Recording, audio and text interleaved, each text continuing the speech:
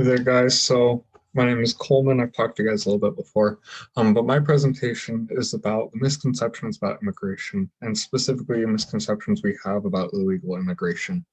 And personally, I find this to be a very important issue because it's something that we talk about right now in this political climate that we have. It is one of the main topics and issues that we have. And it is really important that we know all the facts about it because if we don't, then we're going to be arguing and drawing conclusions about um, different things that we need to do to help or different laws that we need to make. And we're going to be drawing those conclusions based off of incorrect logic and incorrect facts. So it is vital that we actually know what is really going on so that we know what decisions that we can make and what decisions that we need to support as citizens. And so I'm going to be talking specifically about three main misconceptions that we have and that are widespread about illegal immigration. And so the first one is that it is easy to enter the United States legally. This is something that I personally used to think was that it was easy to get into the United States. So there wasn't a reason for people to enter the United States illegally. Um, but in fact, immigration law is actually the second most complex law that we have besides tax law. And tax law is its own beast in itself. But just to give you guys an idea of how complex it is to enter the United States legally, we have this beautiful flow chart right here. Um, as you can tell, it is not easy.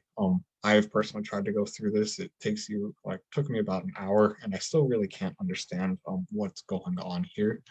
And it was really difficult. And there's no way that someone that is leaving the country because they don't make enough money to support their own family, there's no way that they're going to be able to understand this on their own. Um, and that's not even everything. There is more. There's the second page of this flow chart. And so effectively, we're going to talk about two groups of immigrants. There are other niche categories to enter the United States, but we're going to specifically focus on worker visas and people gaining or trying to gain asylum. So to enter the country with a worker's visa, you need to find an employer that is willing and capable to sponsor you. And then you have to file multiple forms, and then you're going to wait about 2 to 7 months to see if you were accepted. And then to gain asylum, you're going to present yourself at the border. If you are coming with family, you're going to be separated from your family.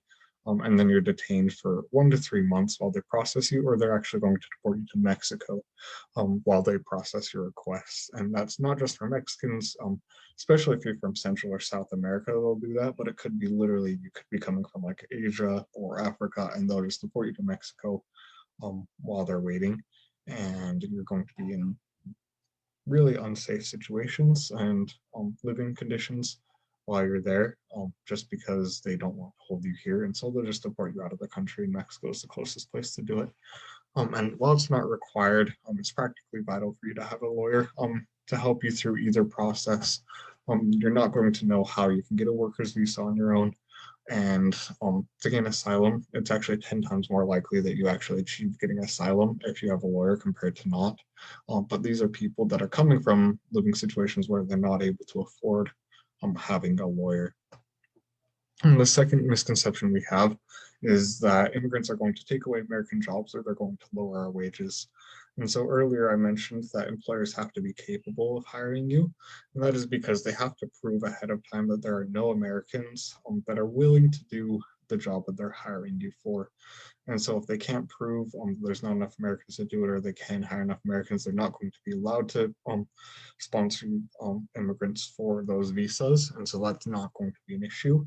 And then even illegal immigrants go to cities with high growth where it is vital for them to hire these immigrants, and they're not actually taking away any jobs from the Americans. They're doing jobs that the Americans are not willing to do.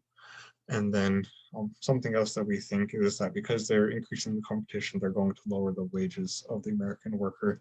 But studies have shown that they actually overall increase the wages of workers.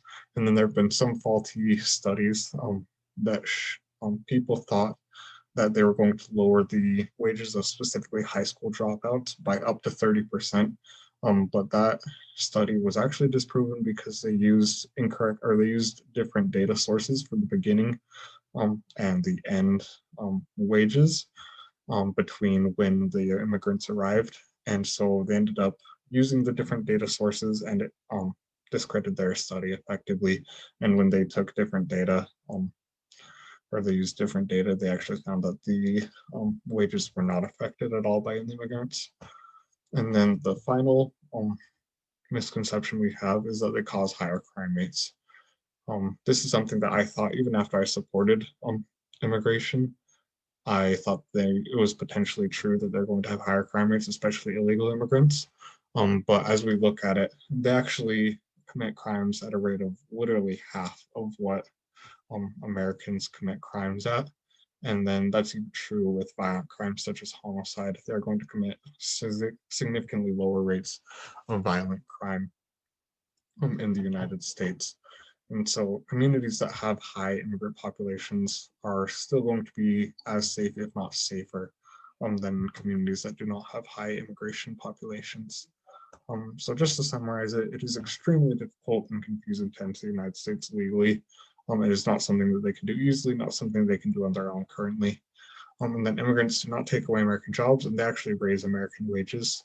And then immigrants have lower crime rates than Americans. They are not going to make this an unsafe country. And so personally, it is vital that we change the system to allow it so that more people are able to enter the country legally. They're not going to cause harm to the country. They're actually going to better the country, both with wages as we see. They're going to lower the crime rates. But it is also going to enrich us culturally, allowing us to become better as a country, but also we're going to greatly affect and positively affect the lives of people that have no other ways of leaving these dangerous situations and supporting their families.